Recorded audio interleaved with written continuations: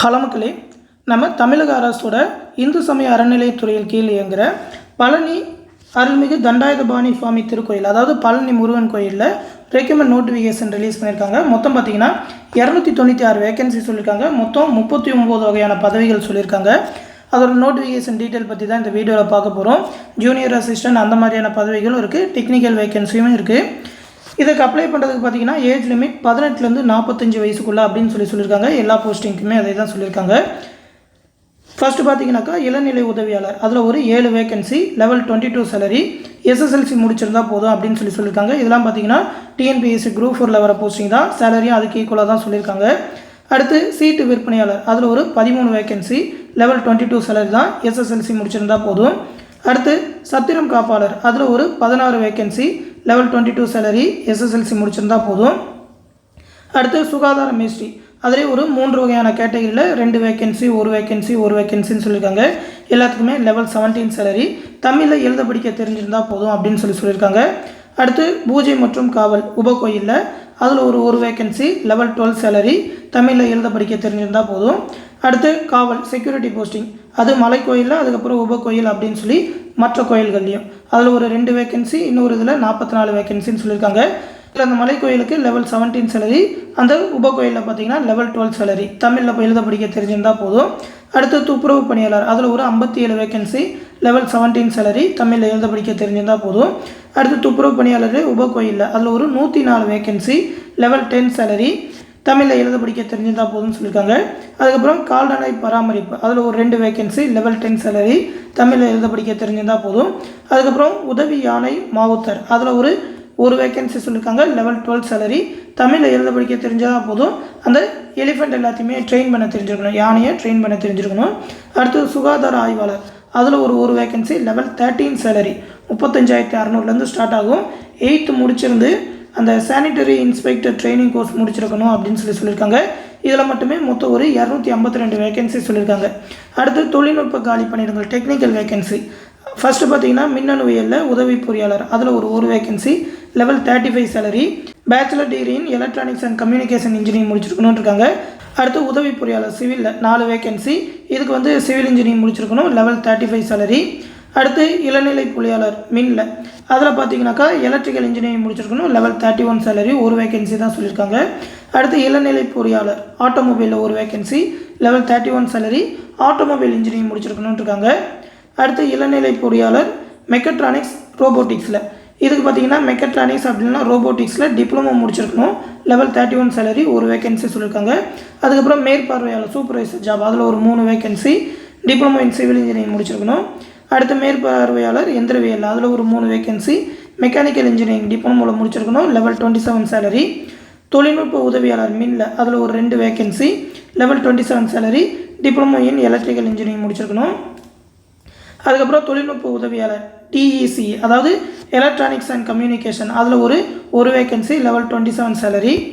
தொழில்நுட்ப உதவியாளர் எந்திரவியலில், அதுக்கு பார்த்தீங்கன்னா டிப்ளமோ இன் மெக்கானிக்கல் இன்ஜினியரிங் முடிச்சிருக்கணும், லெவல் 27 சேலரி. அதுக்கப்புறம் கணினி இயக்குபவர், அதுக்கு பார்த்தீங்கன்னாக்கா 3 வேகன்சி சொல்லியிருக்காங்க, டிப்ளமோ இன் கம்ப்யூட்டர் சயின்ஸ் முடிச்சிருக்கணும், லெவல் 27 சேலரி அப்படின்னு சொல்லியிருக்காங்க. அதுக்கப்புறம் ஆய்வக நுட்பனர் அப்படின்னு சொல்லி அதில் ஒரு vacancy, bachelor degree in chemistry அப்படின்னா பயோகெமிஸ்ட்ரி முடிச்சிருக்கணும், diploma in medical laboratory course முடிச்சிருக்கணும்னு சொல்லியிருக்காங்க, லெவல் 28 சேலரி, 35,400 ஸ்டார்ட் ஆகும். அதுக்கப்புறம் விஞ்ச் ஆப்ரேட்டர், அதில் ஒரு வேகன்சி, லெவல் 18 சேலரி. இதுக்கு பார்த்தீங்கன்னா ஐடிஐ முடிச்சிருக்கணும், அந்த ஒயர்மேன் எலக்ட்ரிக்கல் ட்ரேடில் ஐடிஐ முடிச்சிருந்து எலக்ட்ரிக்கல் லைசன்ஸ் போர்டால் கொடுக்குற பி சர்டிஃபிகேட் வாங்கியிருக்கணும் அப்படின்னு சொல்லியிருக்காங்க.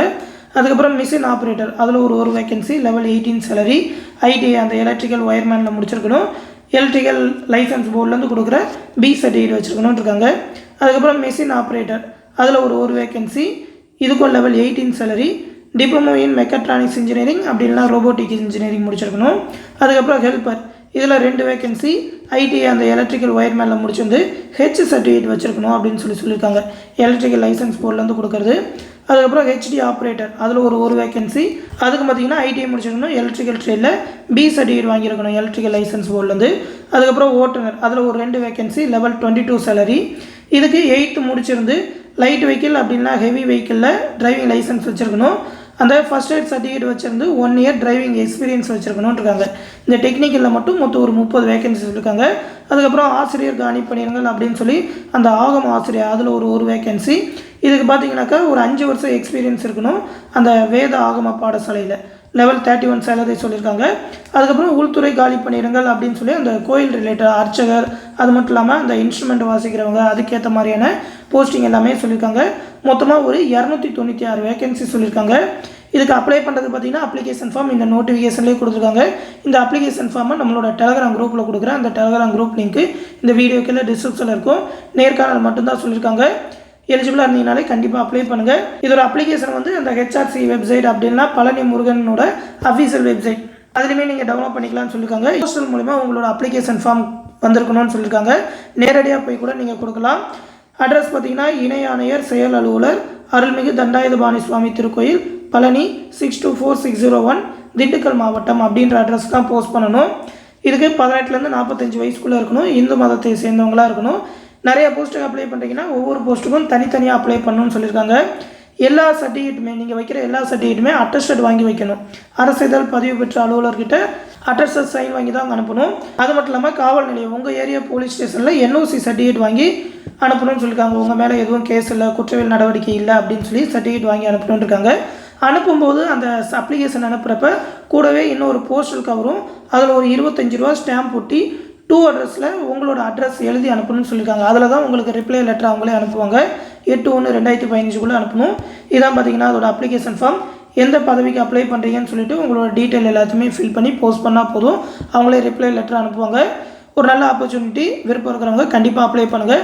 தொடர்ந்து இந்த ஜாப் பற்றின வேறு அப்டேட் வந்ததுன்னா கண்டிப்பாக நம்ம சேனலில் தெரிவிப்போம். அந்த அப்டேட் எல்லாத்தையுமே உடனே தெரிஞ்சுக்க மறக்காமல் நம்ம சேனலையுமே சப்ஸ்கிரைப் பண்ணி வச்சுக்கோங்க. மேலும் பார்த்தீங்கன்னா நம்ம சேனலில் ரயில்வே NTPC மற்றும் TNPSC குரூப் 4 எக்ஸாமுக்கான ஆன்லைன் கிளாஸஸ் டெலகிராம் குரூப் மூலமாக கண்டக்ட் பண்ணிகிட்டு இருக்கோம். 2 பிசிக்கு பார்த்தீங்கன்னாக்கா ஒரு 120 டேஸ்க்கான ஸ்டடி பிளான்.